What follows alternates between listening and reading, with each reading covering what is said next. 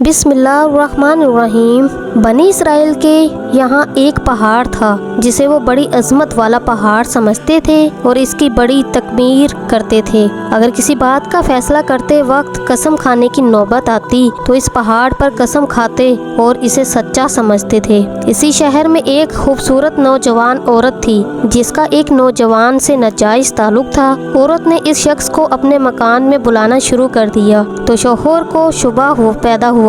वो बीवी से कहने लगा, मुझे शक है कि मेरी गैर मौजूदगी में तेरे पास कोई आता है। औरत ने कहा, ऐसा तो कुछ भी नहीं है जैसा तुम सोच रहे हो। तो शौहर कहने लगा, अगर तू सच्ची है तो पहाड़ पर चढ़कर कसम खा ले कि तेरा किसी से कोई नाजायज ताल्लुक नहीं है। औरत ने कहा कि हाँ, मैं कल पहाड़ पर चढ़कर कसम खाने को तैयार हूँ। उधर उसने अपने आशिक से किसी तरह छुप कर ये कह दिया कि कल तुम पहाड़ के नीचे एक गधा लेकर खड़े रहना।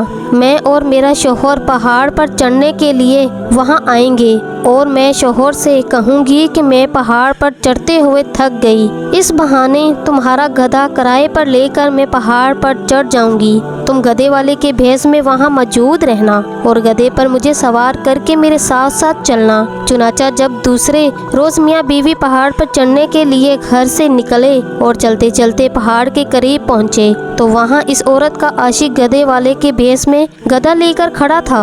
औरत ने शौहर से कहा, चलते चलते मैं थक गई हूँ, मुझे ये गधा किराए पर सवारी के लिए ले दो। शौहर ने गधे वाले से किराया मुकर्रर किया और बीवी को गधे पर सवार करके तीनों पहाड़ पर चढ़ने लगे। जब वो जगह आई कि जहाँ लोग कस्में खाते थे तो उस मकार औरत ने अपने आप को गधे से नीचे गिरा दिया और इसी गिरने में उसने अपना काबिले एतराज़ बदन भी नंगा कर दिया और ऐसी सूरत पैदा कर दिखाई कि शौहर ने समझा कि गधे से इत्तफाकन गिर गई और गिरते वक्त इत्तफाकन नंगी हो गई। वो झट से उठी, अपना लिबास दुरुस्त करके पहाड़ की कसम खाने वाली जगह पर खड़ी हुई और खड़ी होकर कहने लगी, मैं कसम खाती हूँ कि मेरे नंगे बदन को आज तक तुम्हारे सिवा और इस गधे वाले के सिवा किसी और ने नहीं देखा। शौहर मुतमिन हो गया क्योंकि इसने ये समझा कि इस गधे वाले ने इसे गधे से गिरते हुए इसका नंगा बदन इत्तफाकन देखा है। तो देखा आपने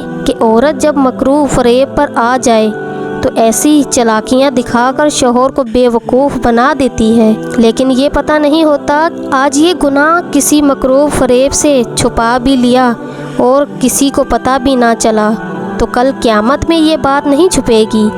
इसलिए अल्लाह को सब कुछ मालूम होता है, इससे कोई काम छुपा हुआ नहीं होता।